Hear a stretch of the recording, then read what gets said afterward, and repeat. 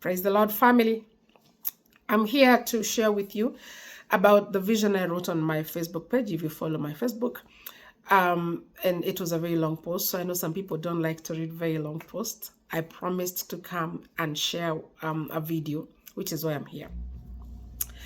Let's get into it. 1st November 2024, on the day Honorable Abraham Kithure Kindiki was sworn in as our current Vice President, I had a dream at 5 p.m. of the same day. I was in my office at church, and I decided to just lay down for a few minutes. I was exhausted in the evening before I got into our prayer meeting.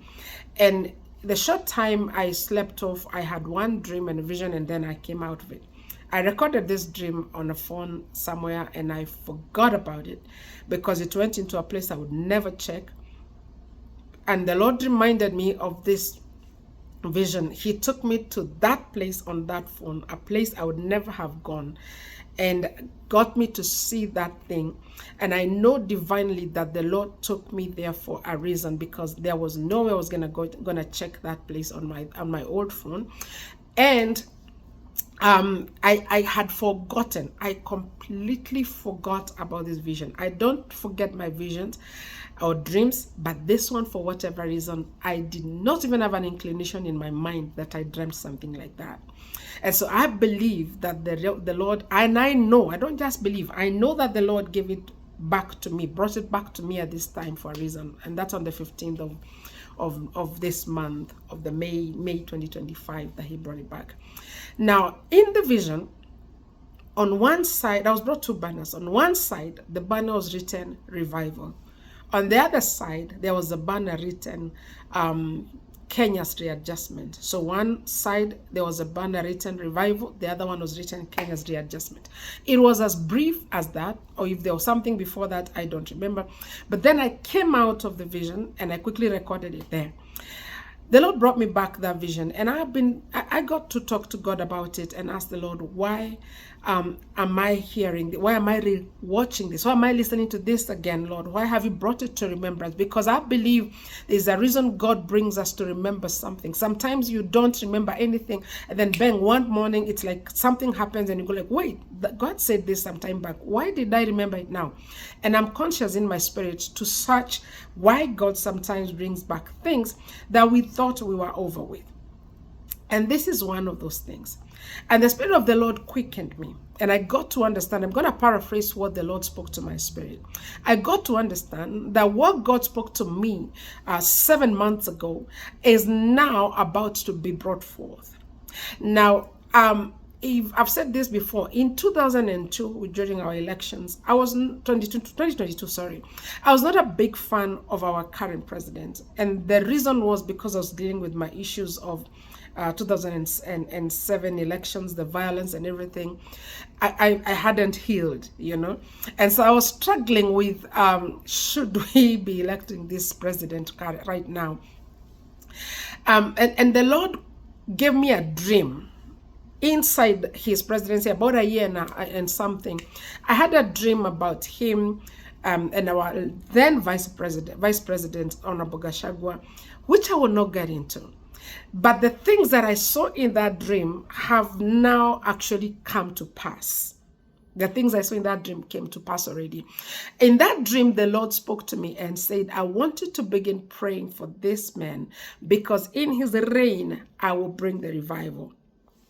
And because I am one woman who is inclined to do what the Lord wills, whether I like it or I don't, if I don't like you and the Lord comes to me and says, I want you to begin interceding for this person, case closed. I am interceding for you. It don't matter what you've done to me or done to somebody else. God knows you better than I do. And so I began to pray for our president. I began to pray for the wisdom of God, blah, blah, blah, blah, blah.